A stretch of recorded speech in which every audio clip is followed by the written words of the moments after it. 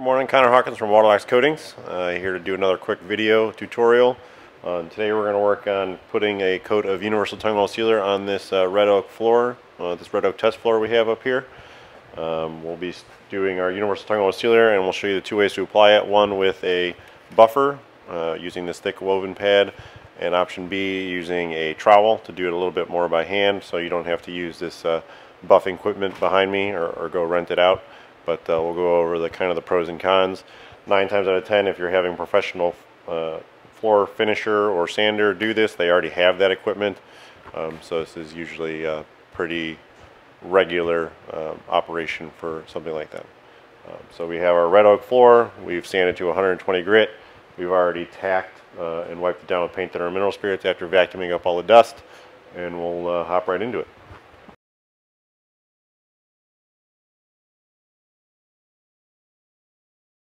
Okay, very quickly before we get started, we'll go over what we have here. Again, I don't have pictured the mineral spirits, but that was the first step, is we tack the floor with mineral spirits, but odorless mineral spirits, paint thinner, either of those would be good for wiping down your floor before you begin. Another good note is a clean pair of shoes, so you don't want to wear your shoes from outside onto your freshly sanded and clean floor. So either clean your shoes off or have a special pair of shoes that are especially clean for walking on the raw wood surface. For the buffing procedure, we have our two woven pads here. So we have the one on the right is a used pad, but we're just going to use this to buff off the excess. We'll put a towel underneath it. And then we have a fresh 3M 4100 super polish pad. These are just thick woven polishing pads. You can usually find them anywhere. You can probably rent a buffer, but you're looking for something non-abrasive. And then the other thing is they usually have a center hole punch out. This is perfect tool for edging. So you can pop that out and use it with some gloves on for doing your edges. And we have a pseudo wall set up here to kind of demonstrate that. If you're doing a very large project, I would highly recommend a respirator and having some good ventilation. This is a very low VOC product, but there is still some solvent with it. So if you're going to be spending a lot of time in there, it's just a great idea. So we have a respirator with organic cartridges. We got plenty of clean rags to wipe off drips, runs, anything that gets onto the woodwork. Just an easy wipe. We have a fan for circulating the air after we're done. We want to get good air movement to help cure that process or product. It's all done by exposure to oxygen, so that is the most important part, is getting fresh air over your surface. And then our tools for applying, we have our buffer, and this is a Clark, I believe they're American Sanders now, but it's 175 RPM. You're looking for a lower speed buffer. We don't want to go too fast. We don't really want to be slinging product. We're just kind of gently driving their product in. So I'd say generally the 100 to 200 RPM range is usually plenty. That has the power cord. We have a dust collection system, but we're not collecting any dust, so you don't need a vacuum for this step. And then you have your driving pad. An option is this red pad here. Some people will put a red pad between the hard plate and the white polishing pad. That helps the pad float a little bit more on some more open grain woods or beveled edges. So that's not a necessity, but it doesn't hurt either. The other option, and we'll explore this, is the trowel. So this is a special trowel for applying floor finishes. See, the corners are rounded so you're not gouging or damaging your floor. It's got the right amount of flexibility for pushing that finish into the wood. We got knee pads for doing the hands and knees work. Gloves, of course. The second note on the trowel is, if you are going to use that, you still need to buff off the excess. So what a lot of people do is, even if they're doing a trowel applied method, they're still following it up with a buffer to remove the excess for similar products. So the buffer still helps. It makes that a little bit less hands and knees, a little quicker process. So it's a good idea to always have a buffer. And again, professionals usually have these already. So if you don't want to go out and rent it, or you can't go out and rent it, there's usually somebody that has that equipment. So with that, we'll get right into it.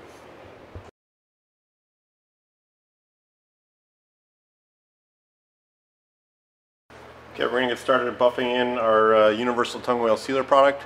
I got 8 ounces here. We're going to do about 90 square feet. This should be plenty for that. One thing to note is if you're using a buffer for a smaller project, a lot of that product's going to get soaked up by this pad, so make sure you definitely have extra on hand. You can usually squeeze it out and get the rest of it out if you come close, but that's just something to note. Other important factors: if you don't know how to use a buffer, I really don't recommend experimenting on your expensive, brand new, freshly sanded floors. Professionals are excellent at this, but you can cause a lot of damage. You can hurt yourself. You could run it into your wall. You could cause a lot of damage. So make sure you know what you're doing before you just go out and think you can just sling one of these around. They're a bit heavy. Buffing this is a little easier than sanding, but still, if you're not comfortable using it, I definitely recommend professional. So with that, I apologize, I'll probably be out of the shot for a lot of this, but we'll probably even speed this up a little bit.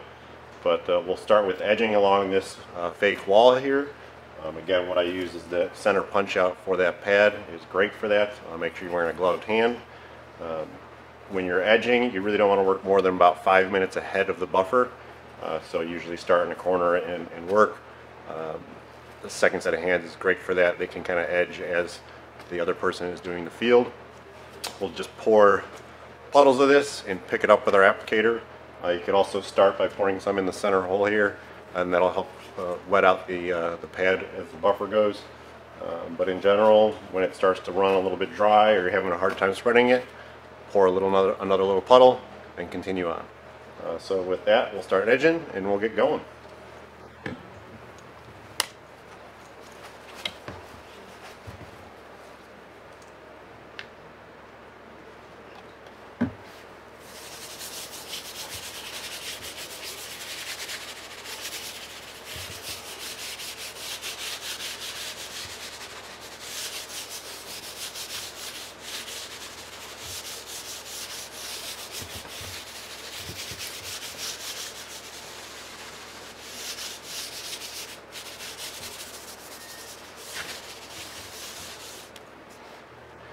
So we're probably about 6 inches away from the wall, and I'm comfortable using the buffer at that range. This is pretty viscous, so you're not usually going to sling around a lot of product, but still, tape off your baseboards, or if you're not on yet, that's even better. But in general, usually 6 inches by hand, and then you can work from the field from there.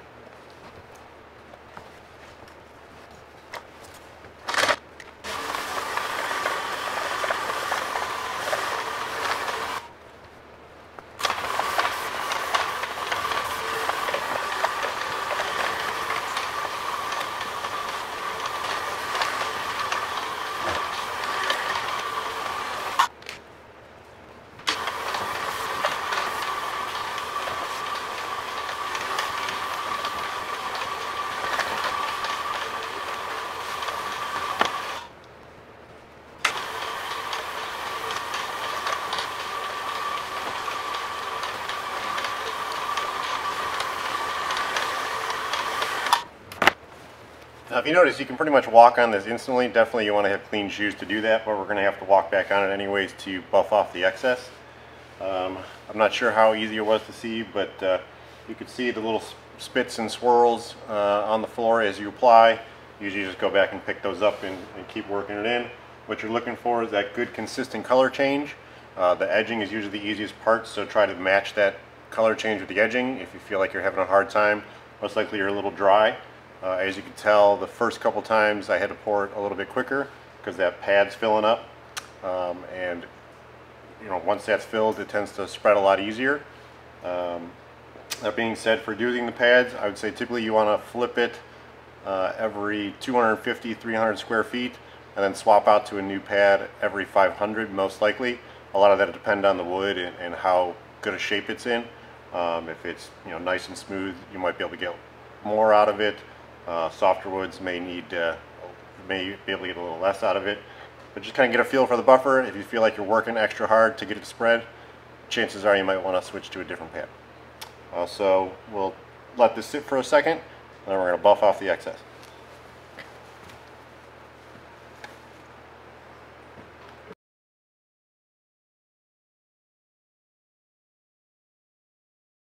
Okay, so we just buffed in our coat.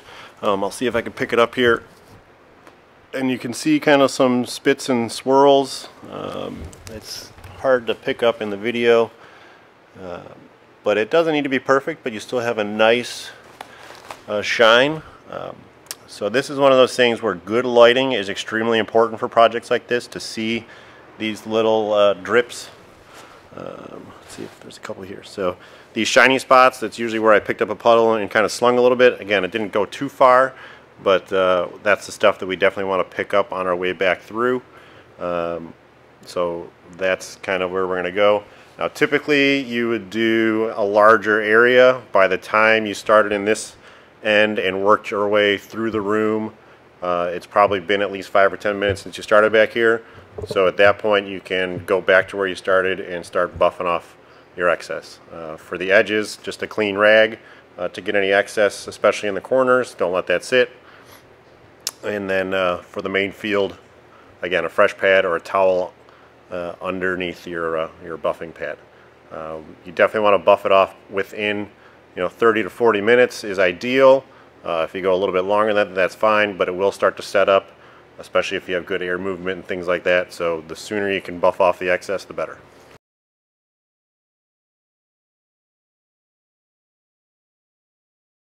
So we're going to swap our pads out here for buffing off the excess. If you can tell, there is a big circle here where I stopped the buffer. There's obviously a lot of extra there. You can see it on the pad.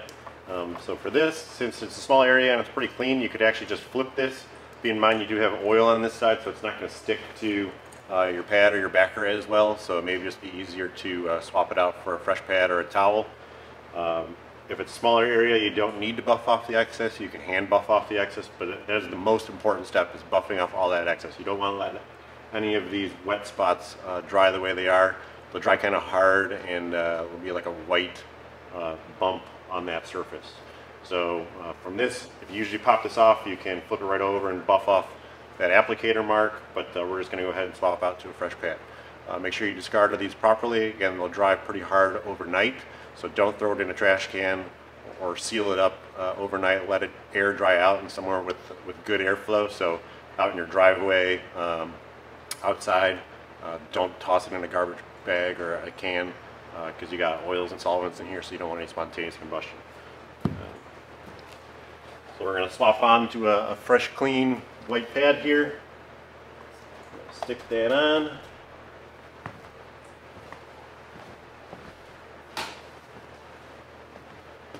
Again, we'll take our rag and start at the edges. Get this spot underneath the buffer here. Definitely pay attention to those corners, because obviously you can't get a buffer in there that well. But it should take very little buffing off. Sometimes with these, you can even, this is a little bit on the small side, but you can put a rag right underneath the bottom here, and that's usually good enough. You can get a full terry cloth towel and wrap it around this and kind of make a Taco Bell Crunchwrap Supreme. I'm not sure what they're called, but the little pizzas type look, and fold it over the round pad to buff it off. So again, buffing off is the most important step, so we're going to get right ahead and do that.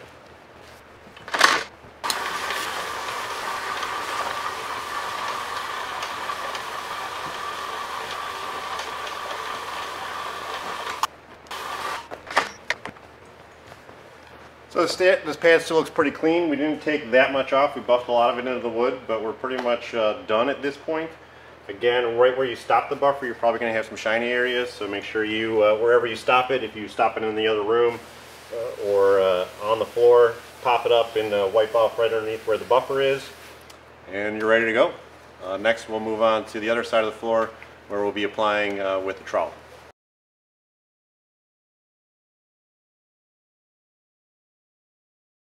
Okay, so the next thing we're going to talk about is applying with the flooring trowel. Again, this is a special trowel designed for this type of work. You don't have the sharp corners on there that might potentially gouge your wood. It's got the right kind of flexibility to press the product down into the wood, and we'll just kind of work it back and forth. Again, the real key still is buffing off all the excess. The edging can be done the same way, although you can definitely get a little closer to the edge by using a hand trowel. But we've wiped our floor down again. You can see we still have some overage from when we were buffing the other floor. That's fine. This is a clear product, but so a little of that's all going to blend right in. So we'll go ahead and get started.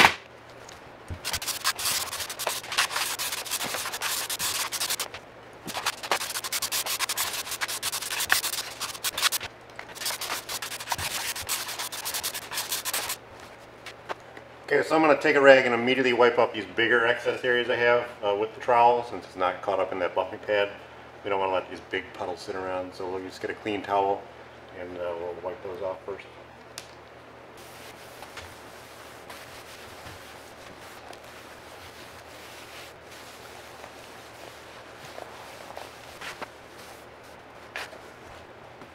So again, we're going to let this sit for about 5-10 minutes. Again, if you're doing a larger area like that, you would come back, basically by the time you got to the other end, you'd probably be ready to start wiping back off again.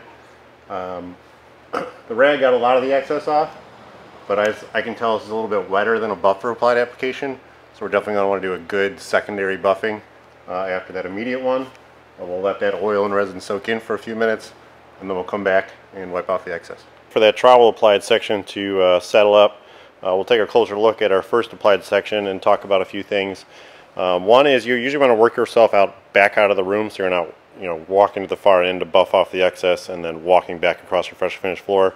If you're buffing off finish, start at the far end of the room and buff your way out of the door, so you're buffing out your footprints as you go. I don't know if you can tell, but there is a footprint there from me walking across the floor. That'll be fine tomorrow. We'll wipe out a little bit of mineral spirits, but you can definitely avoid it. I'll try to pick it up here, but this floor has actually been sanded quite a few times. So we're getting down closer to those tongues. So there are some very small gaps between these boards. I'll see if I can pick one up. But what you see is you're driving oil down into this wood. So anywhere where you have these gaps, and I can't really get the camera to pick it up, but you do have some shiny areas poke up every now and then.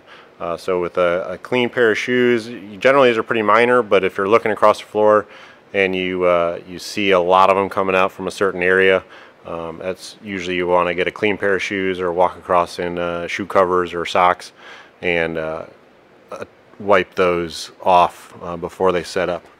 I think there's a good one here right next to the buffer, but we'll see if we can get the light to hit it right. You can't really tell, but that's another, again, you need that good lighting to look down the length of your floor, step back. It's going to be a very low luster, so those shiny areas will be quite obvious usually. The camera's not really picking it up, but again, those are the things you want to avoid. Smaller ones in the cracks, not really a problem, but if you can avoid it, that's always better.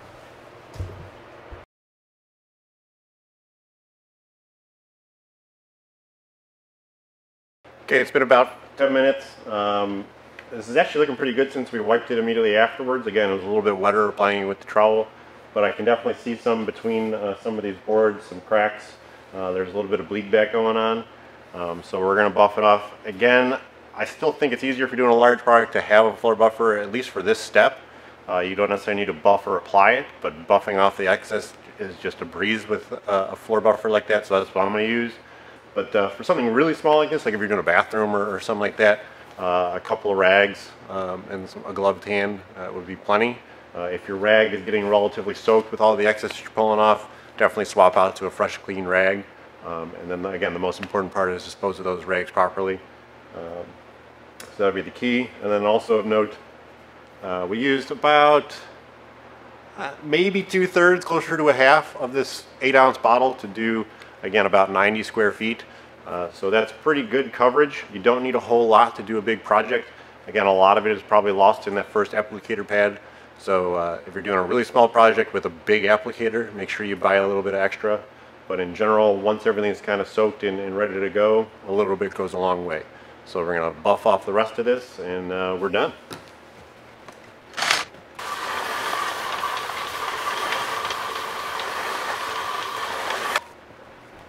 Again, at this point we're pretty dry. There's not going to be any dust that's going to get stuck in this finish. So at this point, if you want to kickstart blowing a box fan across the floor, that's a good time to do so.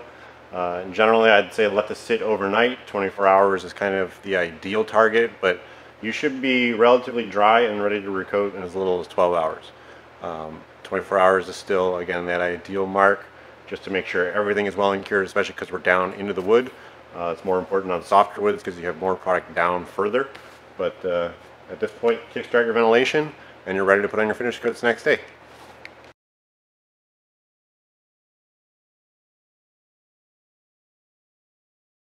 So just a last minute recap of what we've done here. We've buffed on to this section of floor. We trowel applied this section, we let it sit 5-10 minutes, and we buffed off the excess. We get down nice and low. You can see we have a very nice even luster over the whole piece. No shiny spots. It really helps to look from a low angle into you know, a window or a good light source to really get a good feel for any bleed back, any wet spots you may have missed. Again, if you see anything with clean shoes or socked feet, you can walk right across this immediately and get to those areas. Just wipe them off with a clean rag. We got our box fan. It's off right now for the video, but we're blowing over the surface of our wood as soon as we're done buffing off that excess. And again, we let this dry overnight, and we're ready to go on to our finish coats.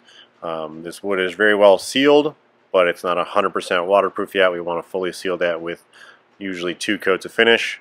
This universal tongue oil sealer works well under our urethane products, our original products, and our H2OLOX products. And it's very universal, and hence the name Universal Tongue Oil Sealer.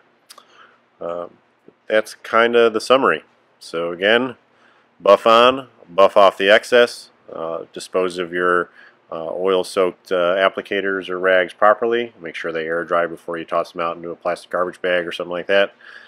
So I have them sitting in front of the fan there to dry out before we dispose of them. But really, there's very little solvent in this, so the odor is very minimal.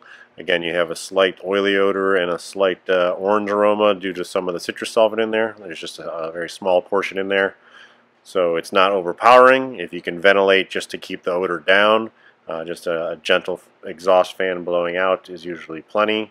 You don't need to get a ton of circulation going like with our original products, where you have a lot more mineral spirits and a lot more solvent you gotta get rid of. And this, again, it's dry. You're not gonna, you know, if you're sliding across it on your socks, sure, you're gonna pick up oil, but you're not gonna catch dust. You're not gonna catch debris. And because we buffed on and buffed off, it's a very, very smooth surface and ready to go. Just another note with the trowel for something like this, the trowel works very well. It's fine, but you could also even just hand buff it into.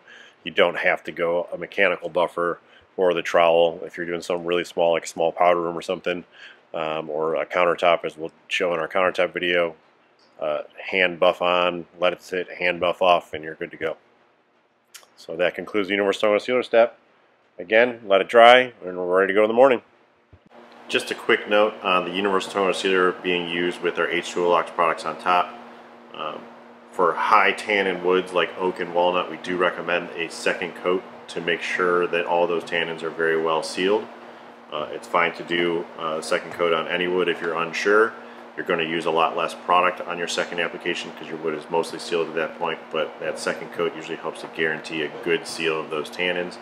Apply it the same way as before: buff, trowel, wipe on, let it sit, wipe off the excess. Make sure you're applying a healthy amount to ensure those tannins are well sealed. Basically, water plus the tannins in the wood creates tannic acid. That tannic acid can then deactivate the dryers in the H2OLOX, causing a prolonged drying time. Could be days or even a week. They will dry and cure on their own if you do run into that issue, but that second coat of Universal Tongue Oil Sealer will help prevent that. One last closer look at all these floors. If you look down the length of them, we have a very good, even, nice luster over the whole surface. You still have some really excellent grain definition, and it's really showing off that wood's beauty. So I really like it, and again, it tends to make a lot of these projects kind of a more level playing field to start with. So if you're doing pine, you use a little bit more product. If you're doing oak, well, you're probably going to use a little bit less product. But once you get to this point, everything's buffed on, you tend to have a very level playing field going on forward with the finishes. So the two important things are buff off all your excess and dispose of all your oily rags properly. That being said, we let this dry overnight and we're good to go.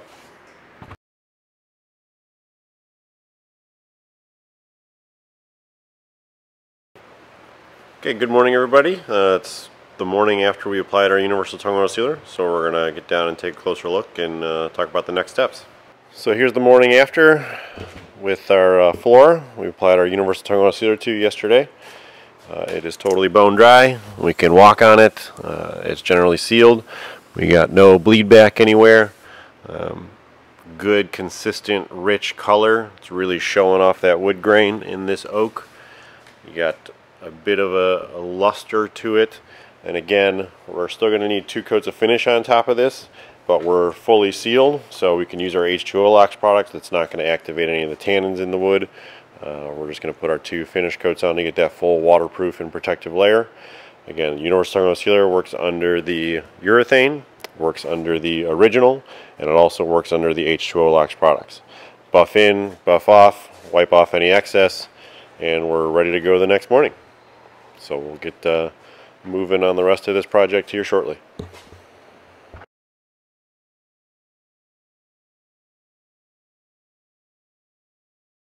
Okay, welcome back to day 2 of our flooring project on our red oak floor here. Yesterday afternoon we put down our universal tongue oil sealer, so now we're ready for our first coat of finish. We're going to use the H2OLOX finish for this project. We'll do the satin finish, and we'll just go over quickly what we're going to use for these finish coats. So first off, we have a floor and trim pad. I've mentioned this in a few other videos, but it's for solvent and water-based finishes. That's what you're looking for. Make sure you clean it. Usually wipe it with a lint roller or a piece of masking tape to get rid of any loose fuzz. Sometimes you can even rinse it if it's enough time for it to dry before you use it. It can be a little damp, but you don't want it dripping wet. We have gloves and a rag to wipe up any drips and to protect ourselves during the edging process where we're really up close and personal with it. And then for the main portion of the field, what we have here is called a T-bar. So it's called a T-bar because it's shaped like the letter T. This is a lightweight. You're looking for lightweight or unweighted to put on a wet enough coat. There are heavier versions available that will put on a thinner coat that we don't want. And then that comes with a T-bar cover. So it's an 18-inch floor coater. Again, it's for solvent and water-based is what you're looking for. Usually they'll recommend if you rinse it or wash it or wipe it first. But it's similar to a roller cover except for it will not roll. Do not use rollers on this product, just way too many bubbles. That's not what we want. But we simply open it up and there's a groove on the top that we slide it over our cover. And now we have our applicator tool. So this is great for water-based finishes. It's pretty common. These usually just screw onto a broom handle. And you're ready to go. We like a lightweight. It takes very little effort to use. You just kind of let the weight of the bar do most of the work and you drag it from one end of the room to the other. It does pivot, so this is good. You can kind of get a slight angle on it to keep a nice snowplow action going. That way you're always working the puddle towards you as your way out the door and work with the grain. And it tends to make a very nice, even finish. So again, first thing we're going to do is lightly tack the floor to get rid of any dust that may have settled on it overnight. We'll put our gloves on, we'll cut in along this wall, and we'll start coating.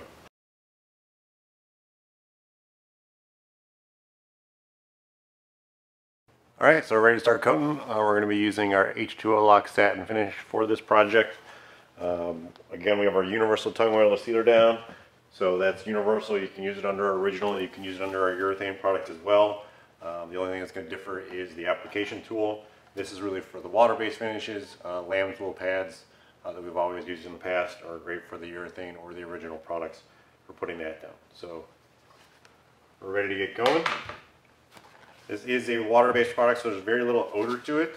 If you're going to be doing a very large room or a lot of surface area and you don't have good ventilation, like it's the winter or something like that, I would recommend a respirator with an organic cartridge. There's still a little bit of solvent in this. Again, as that water leaves, we kind of have an oil-based finish still. So we'll have a tiny bit of fumes. Most of that's going to happen after the water leaves.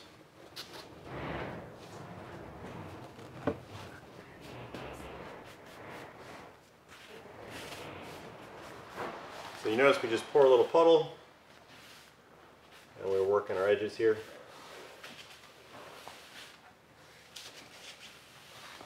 These pad applicators work pretty well. You can get right up along the baseboard. And the first step is we're going to wet out this surface. So we pour our line, we have this nice bluish brown milky haze. And with these T-bar applicators, they're pretty forgiving, so you can usually don't need to get too far away from the wall. But we'll cut in all the way up to the edges here. And typically you wouldn't have a free floating edge here, so that's probably not a normal thing for the project. But just kind of feather it out so you don't have a big puddle there, and work on out. For edging, I would say you probably don't want to go more than 10-15 feet in front of where you're going. Usually you can kind of do the whole length of the wall that you're going to be pulling out from, and we're going to pull out with the grain. So we'll set this to the side for now for our edges. Again, this is really a two-step process. We kind of want to wet the surface first, and then we're going to pull the finish with this. So we always try to work with the grain, although it's not 100% critical, but do your best.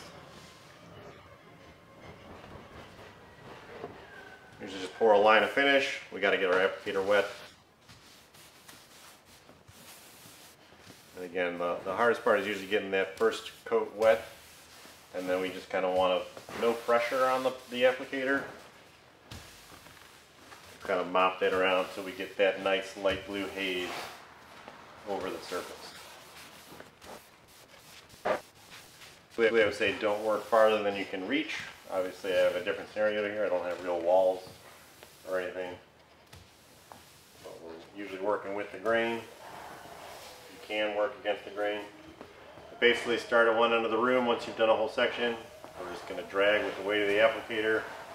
And as you get close to the wall, bang to the wall, we just lightly feather up on the edge.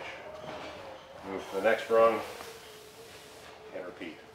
Again, we want to make sure we're kind of keeping it wet. We're looking for that nice haze. This tends to get easier as that applicator gets more soaked with product. So I like kind of this W pattern to get it nice and wetted out.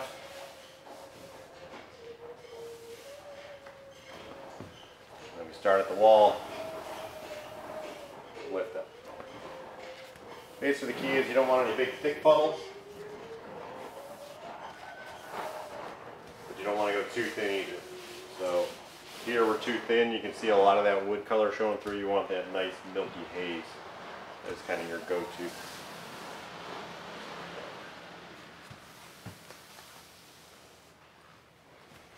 A lot of that puddle is mostly water, so as that evaporates, it tends to go away. So a lot of that puddling should disappear, so if you see a spot here and there, that's fine. You can usually take care of it by sanding. So we'll pretend we got another wall behind us here.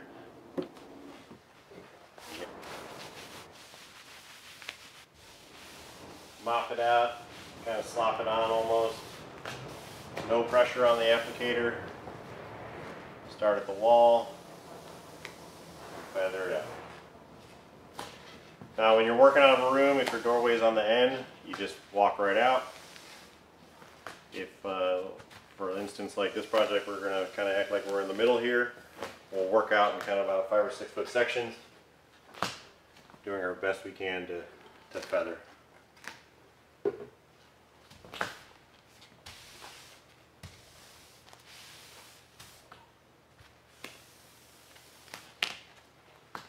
Again, we're trying not to leave any very wet puddles.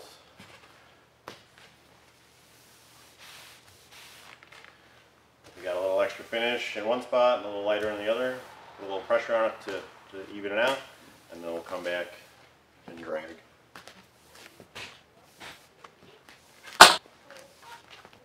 You always just want to kind of lightly feather up as you leave. That way you don't have that applicator mark in there. We'll pretend we're in our doorway here. We got our last patch of finish. We finished that side and this side. Again, try not to go any further than you can really reach. We mop out the product. Get that surface, kind of that nice haze on it. And then we feather in and out.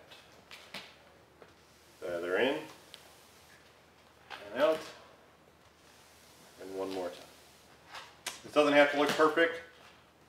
Again, you can kind of almost see where I started that feather process. If you have a nice wet enough coat, it usually takes care of all those problems. So I'm going to go ahead and finish this section, and we'll wash it dry, and we'll follow up in a few minutes to see, get a little closer look.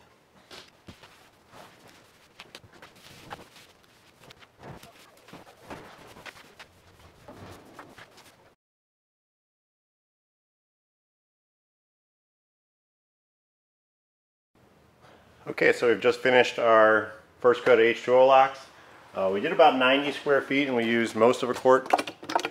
You hear a little bit of that sloshing around. We also did a countertop with this as well, so this wasn't a full quart to begin with. But about 90 square feet, you're going to use most of a quart. Our spread rate is typically about 125 square feet per quart per coat. So use that for your calculations. We have a good calculator guide at waterlox.com. You can rinse these with water.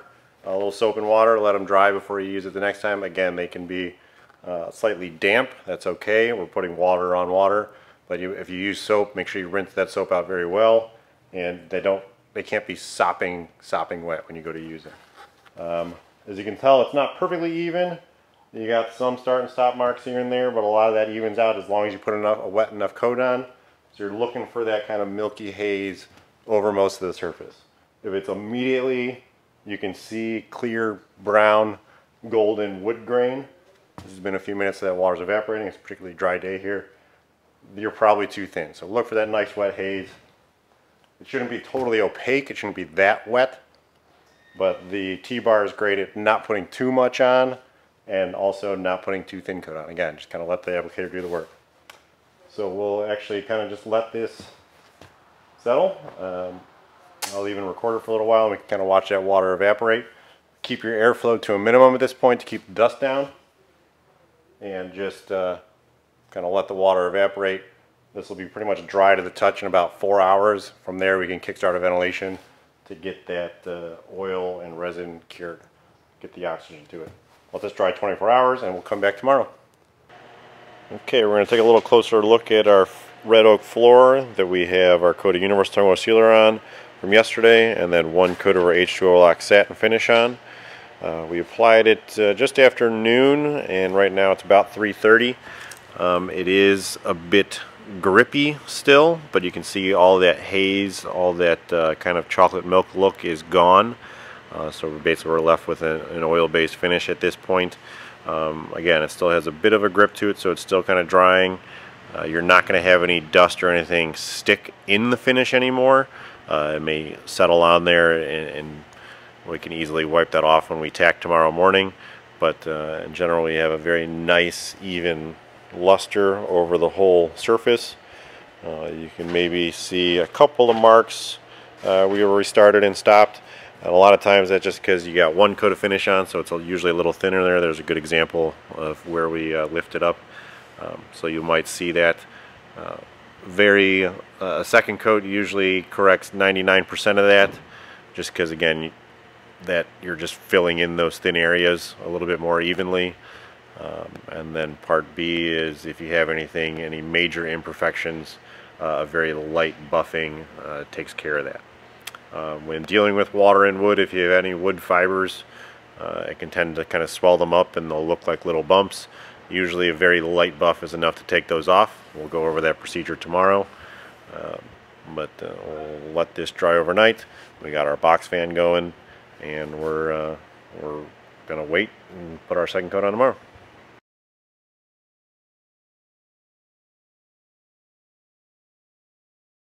Okay, we're at day 3 of our flooring project. We have one coat of Universal Tungsten Sealer on and our first coat of H2OLOX satin on. So now we're going to talk about getting ready for that final step. It's not necessarily required, but we recommend a light buffing or scuffing of that surface. A, it just gets you a nice smoother final finish. B, it does help that adhesion a little bit. But again, it's not fully required. One of the big things I've noticed is this has been refinished and sanded many times, so we're starting to get some gaps between these boards. There are some light bumps where the finish kind of set up in some of those gaps, but they're very minor and they'll come off pretty easily. So what we're going to use to do that is for the edging, we just have these maroon synthetic abrasive pads we've talked about. It's a very fine grit. Most often they're maroon. You can also use a sanding block with 400 grit paper on it. If you want something just to kind of deal with any particularly wet areas in the finish, if you have a lot of bubbles on the edges, I'd say the paper is going to go through it a little bit quicker and then follow it with the pad. But in general, it should take very little effort to get rid of most major imperfections. Following that, we have a square buff machine, which is similar to our round buffer that we use to apply the coating, so you could use that as well. But I like the square buff because it's just less likely to be, it's less aggressive. You're not going to get swirls because it kind of oscillates somewhat randomly. And then we're going to use a maroon pad on the bottom of that. You see this is also called an SPP. So that stands for Surface Preparation Pad. That's exactly what we're going to do. We're going to be preparing this surface for our final coat. We got it hooked up to our dust collection system because we're going to be creating a little bit of dust, not as much as sanding would do, but any little bit of dust collection always helps. So we had 24 hours with good ventilation, and our floor is nice and bone dry, so we're ready to get started. So with this, I'm pretty comfortable getting pretty close to the walls. It's not going to move around too much. It is a bit heavy, so make sure you get used to using it before you, again, use it on your very expensive project or have a professional do it.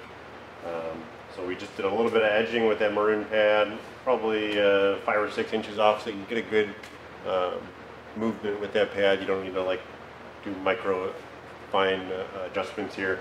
We're just kind of looking to knock off the gloss. So you look at the sheen, we're going to basically knock off the gloss to get to a kind of a lower sheen that shows that we've lightly buffed the whole surface, and everything should feel nice and smooth. We'll clean it up when we're ready to go. So we'll speed through this process.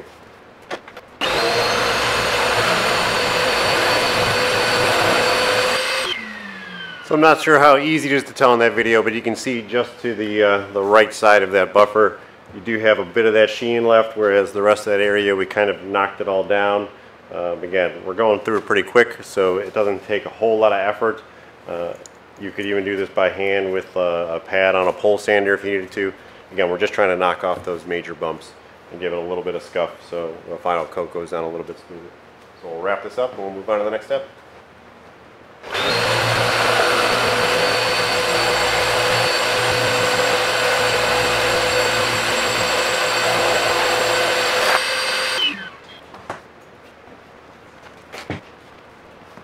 So here's our pad when done. Again, we didn't really take off too much finish, but basically we kind of focused on just getting those nubs off. We should have a very smooth surface. This is what it looks like to start with.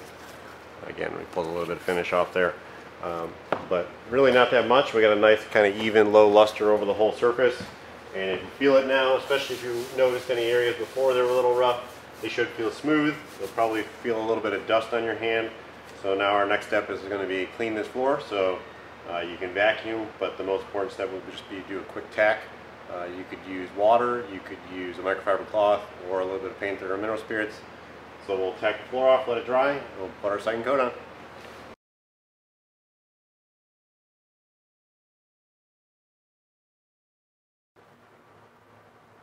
Okay, we're back to apply our final coat of finish. It's just going to be like coat number 2, that first coat of H2OLOX that we did.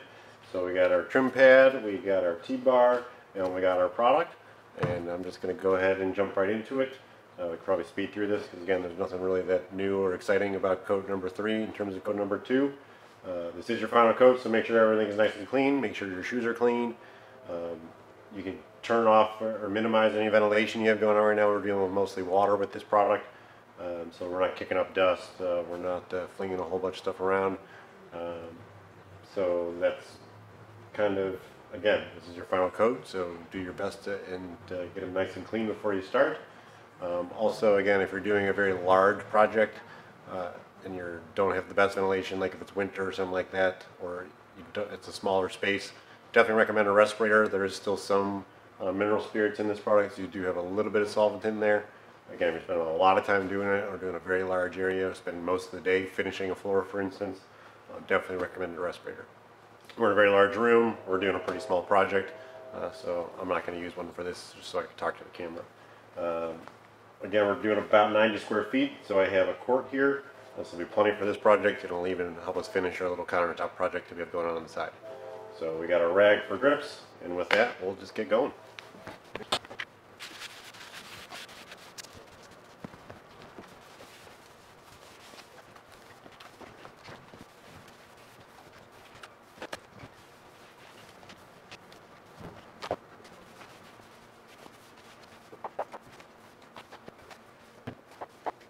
Okay, so with that, we're done with our floor.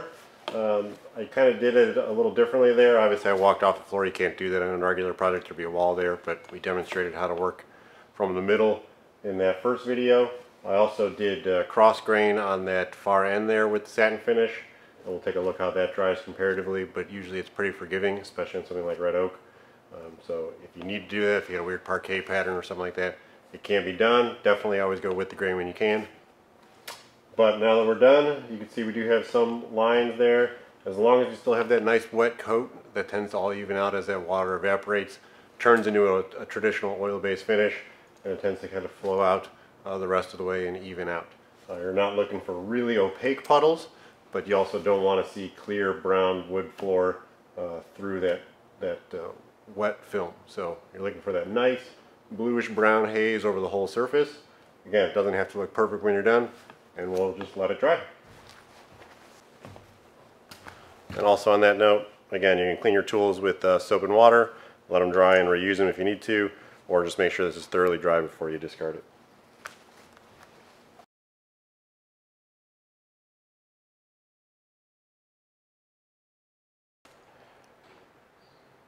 Okay, it's the morning of day 4 and we are done. Here's our nice satin finished oak floor. It's looking pretty good. It's feeling extremely dry. It's pretty smooth.